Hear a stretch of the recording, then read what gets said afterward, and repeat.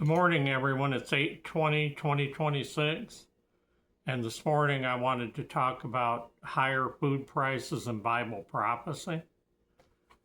Higher food prices are a thing that is here to stay.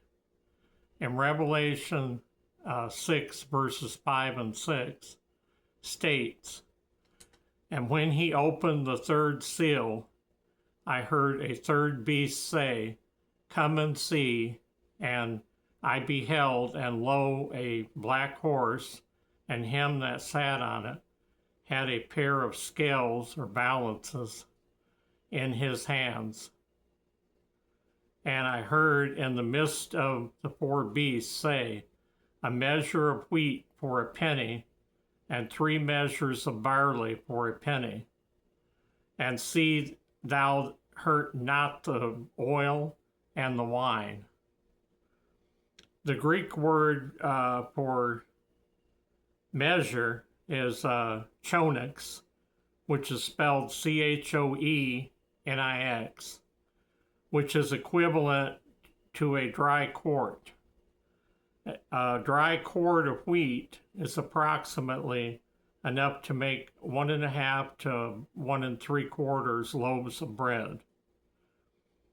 The amount of bread a person living in the Roman Empire ate in a day. The Greek word for penny is denarius, and 1 denarius was what some workers were paid for a day's work. Matthew 20, verses 2 and 9 suggest workers were paid 1 denarius penny for an 8 hours of work, work for a day's wages. In the King James Version of the Bible, they changed the words to a quart of wheat for a day's wages. So the 1.5 to 1.875, which I said was about 1 3/4 loaves, was for a day's work there. This would represent,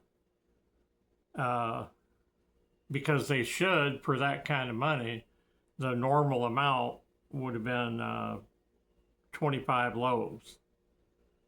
25 loaves, but instead of 25 loaves at that one measure, they'd only get in those days that they're talking about, which is in the book of Revelation, which is in that last 7 years. All that day's wage is only for 1.5 to 1 3/4 loaves of bread.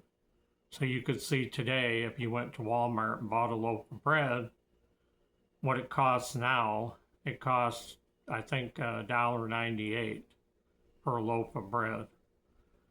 And you could get bakery bread over there for, a loaf of Italian bread, which is a little bit smaller loaf, for $1.47 right now.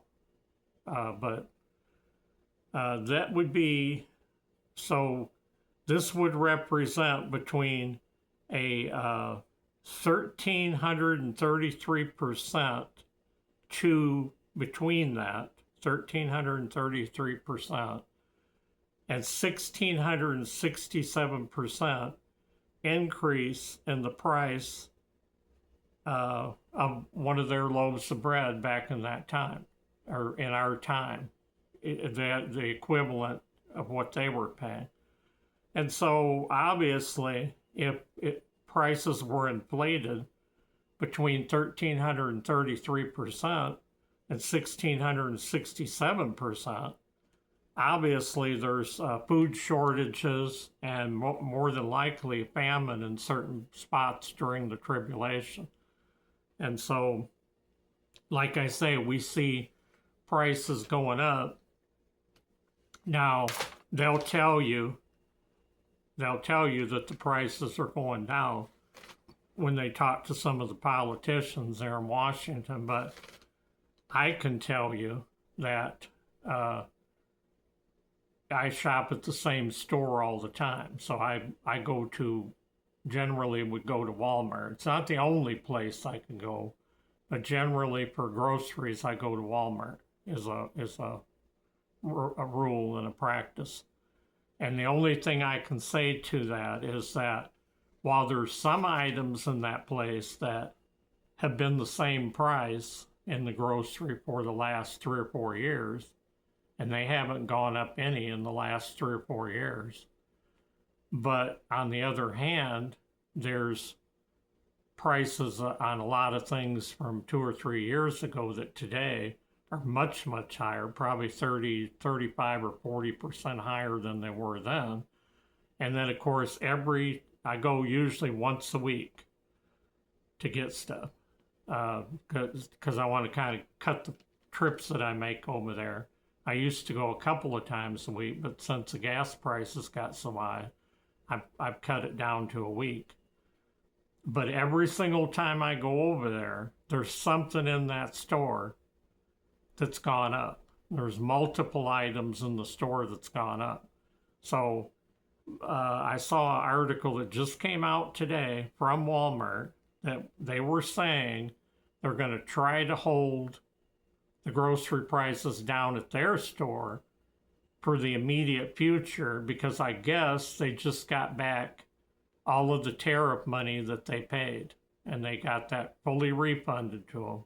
And so now that they got all their money back, they're going to hold prices down, or they might cut prices on some things. And that would kind of like, if they would do that over there, that would kind of like be the shoppers that shop at Walmart would kind of like be getting a rebate and getting a tariff rebate back in the form of lower prices or reduced prices, or them just keeping something at the same price when in every other store in the country, all those same items are going up. They'll hold their prices and keep everything down. So that concludes the message for today. We're just going to keep seeing prices go up. Even the tariff rebate refund that they got, that's just going to last for so long. They didn't put a date, a time limit on how long they're going to keep the prices down because of that, getting that refund.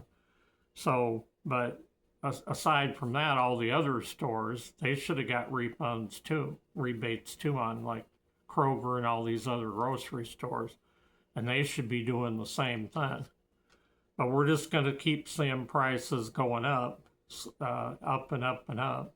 And we also still have the stuff going on in Iran with the Strait and the oil. And the price of diesel just went up somewhere. It could have been California or something, but it had set a record at $7.50 a gallon for diesel fuel.